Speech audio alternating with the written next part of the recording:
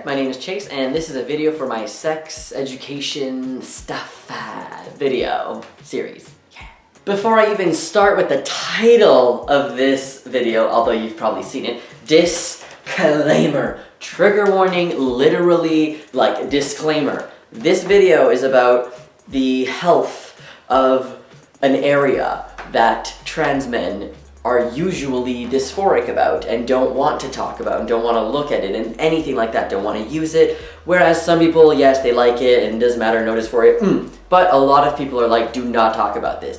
But today I am going to talk about the health of your, and I'm going to call it your hoo-ha. It's either that or like using the like, I'm not going to use the word front hole because for me I associate that mostly with sex. And I'm not going to use the V word because that would no. I'm not doing that because no. So I'm talking about the health of your hoo-ha and having a healthy hoo-ha. I can't take this seriously, but for real. Being like, you know why? You know I'm doing this? Because there's absolutely no information that I have found with all my research that I have done on UTIs, on yeast infections, and I have to use the word right now, and I'm sorry because it's part of the word, on bacterial vaginosis. Vaginosis? I said that time.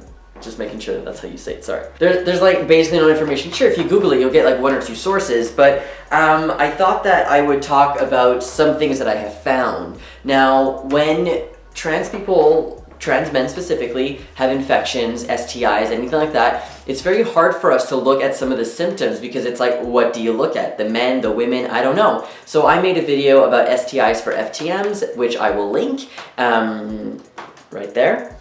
Okay, just for you, put it right there. We're talking about STIs, gonorrhea and all that stuff. Fun. But I made that video to provide information. Even though you can Google this information, I think it's cool to have it in a video form so we can like interact together. So today I'm going to be talking about 3 main infections that affect the hoo-ha that we need to talk about. So I'm going to start with UTIs, and please remember that because there's not lots of information for trans guys on this,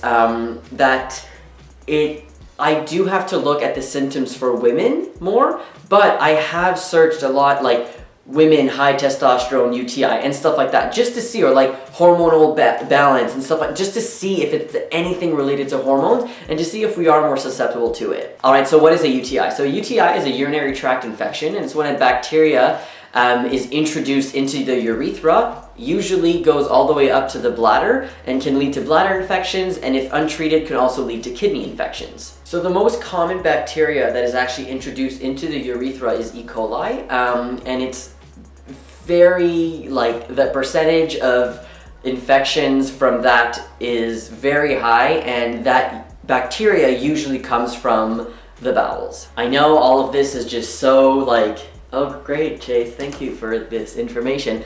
But you know what? We need this information. I'm gonna use words. If you watch my STI video, oh my god, I can't believe I said all those words out loud. Like if the neighbors were listening, I mean, they learned a lot of stuff, blessed, but I was just like, anus, and yeah, fun. All right, so people with hoo-has are at greater risk of getting urinary tract infections because our urethra is shorter. So that means that when a bacteria is introduced into the area, there's a shorter length of time to get to the actual bladder than people with penises. That urethra is a lot longer and it's a lot more complicated to go all the way into that urethra and then find the bladder for the infection.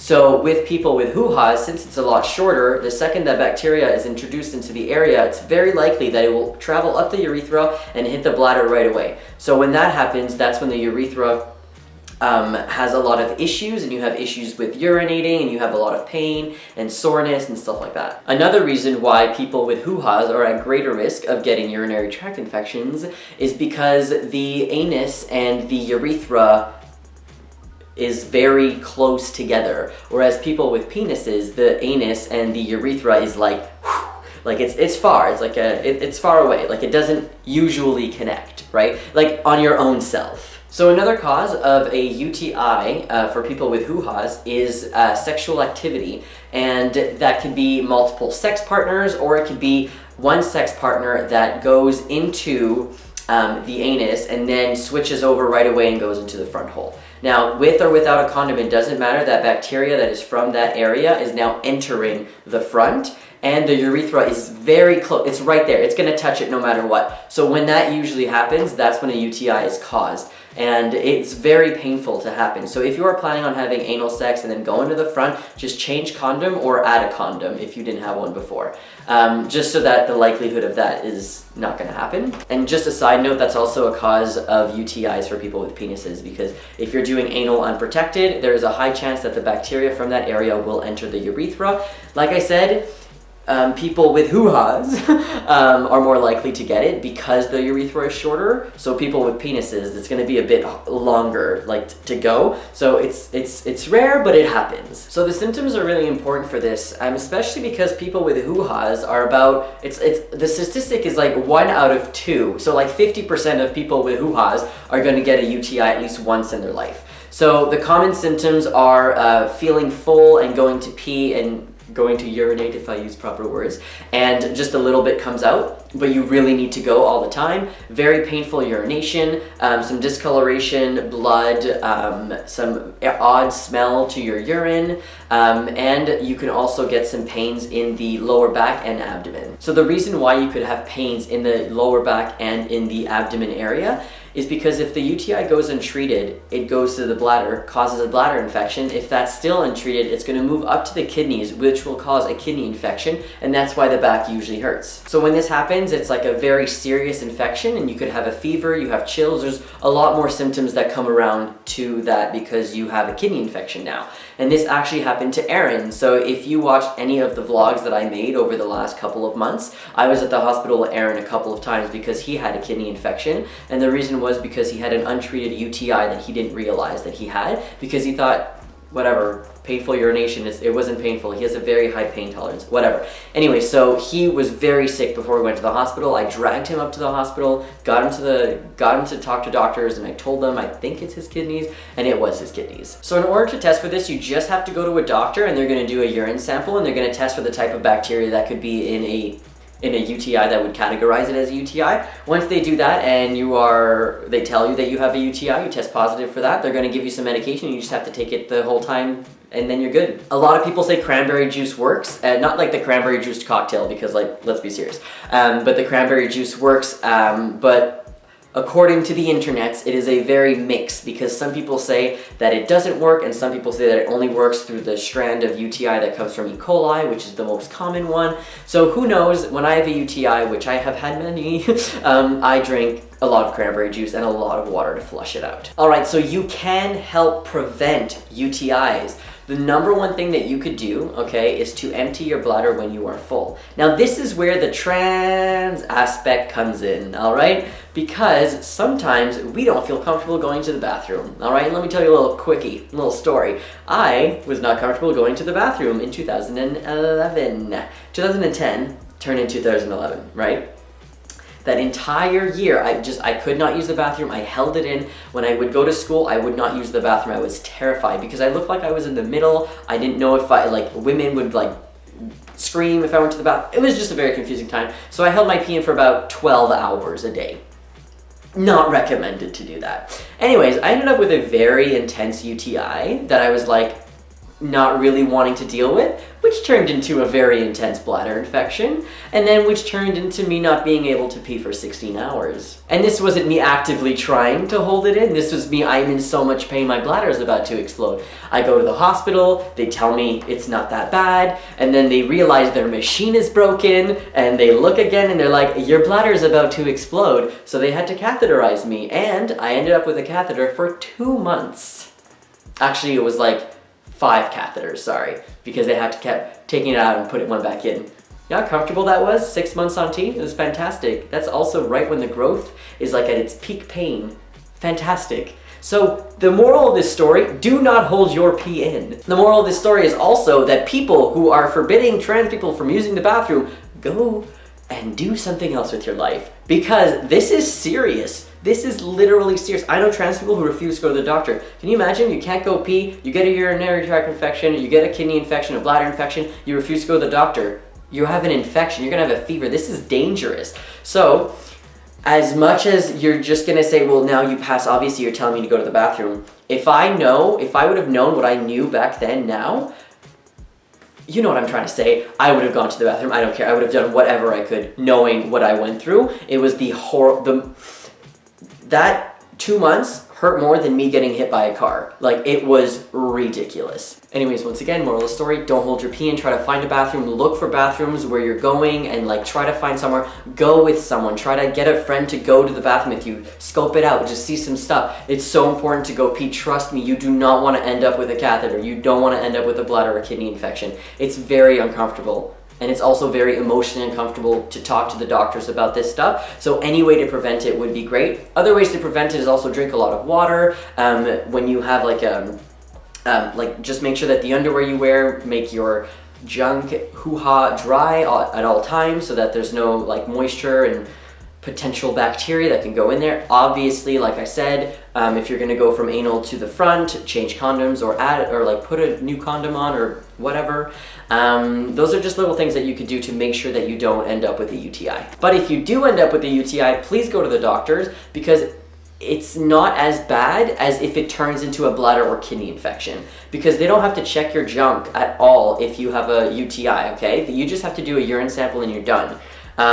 Bladder and kidney infections, they don't have to go inside you, but like I said, Jesus Christ, they don't have to look at your area. But if you end up not being able to pee because of your infection is so intense, then they will have to look at the area, and trust me, you don't want to. I have trauma related, like, it's crazy. Anyways, let's move on. All right, now let's talk about yeast infections. So about 70% of people with hoo-has get one yeast infection at least one time in their life. Yeast infections, just like urinary tract infections, can be reoccurring.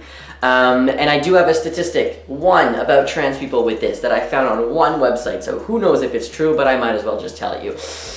You may be more prone to yeast infections at the beginning of HRT. So when you first start using hormones, because your hormone balance is going up and down, and yeast infections are very closely related to hormonal imbalance. So what is a yeast infection? Well, basically, everyone who has a hoo-ha has very small number of yeast in their hoo-ha. A yeast infection is when there is an abnormal amount of yeast that has been growing in the hoo-ha. So the symptoms of this are really not fun. It's like burning and pain when you're urination, soreness, itchiness, burning and pain when having sex. You also can get some discharge from the area that has a very weird thick color. And thick color, okay, but there is no odor to it. So for people who are pre-T, UTIs are actually really common the week before your monthly cycle thingy because of the hormonal imbalance once again. It can also occur if you have like lack of sleep and a weak immune system, and like you eat a lot of sugary foods, which I tried to look up and I was just very confused. That's very interesting. Sugary foods causes yeast infection. So that was interesting, and also stress.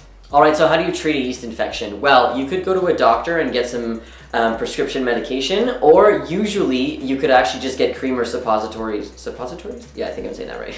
At the pharmacy and use it. But if you get chronic yeast infections, so more than 3 a year, you should go see a doctor, because there might be something going on that you need to check out. So if I take a trans angle right here, if I had a yeast infection, I would go to a doctor now. Just because I'm too scared that there's something going on that I need to know about, and as bad as it is, because I'm pretty sure that they sometimes have to look in that area, the hoo-ha area, I would rather know 100% that it's a yeast infection instead of knowing that it's something else. And I like take medication that's wrong for me. Like it could be bacterial vaginosis, it could be an STI or something like that. So I would much rather go to a doctor and find out 100%. But like I said, you don't have to. All right, so number 3 is bacterial vaginosis. So I'm gonna stop saying that word and say bacterial.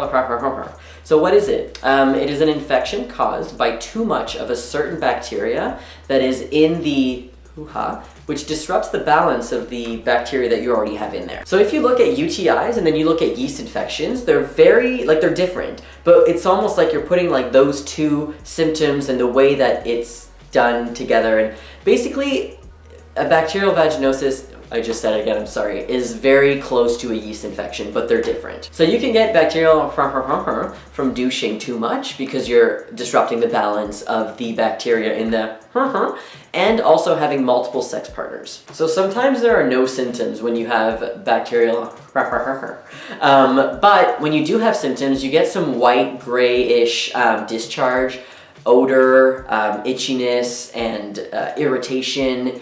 It smells like a fish odor after sex if you're using that area, and it burns when you urinate. So it's not fun, but what you can do is go to a doctor. Now, this is the part, I know it is very triggering for a lot of people, but in order to 100% know if you have bacterial, the doctor needs to take a swab of the fluids from the hoo-ha, as I call it. So this can actually go away on its own without medication, but if you do have symptoms, you should go to a doctor, and when you do go to a doctor and they test positive for that, they're going to give you medication. Now, as I said in my STI video, for FTMs, STI for FTMs, once you take the medication and get rid of the infection that is happening, it does not mean that you're immune to the infection ever again. This means that you will potentially, maybe in the future, maybe never, but maybe in the future, get it bacterial again. Now, while cis men cannot transmit it to you or people with hoo-has, people with hoo-has with other people with hoo-has can transmit it to themselves, to each other. Yeah, there you go. And unfortunately, if you do have bacterial, you are at greater risk of transmitting or contracting HIV or STIs. So that is something to understand. If you think that you might have it, go to a doctor and don't have sex just in case. Or if you are, just, protection and stuff like that, but just watch the STI for FTMs video. It'll give you a lot of information about the different types of STIs there, and I do talk about some specific trans things in there as well. So hopefully this video was informational a little bit. I just talked about the three main ones. I didn't talk about atrophy or anything like that because this is more about like the health and things that you can actually do to the area, right? Going to see a doctor is a very good idea when you have these infections.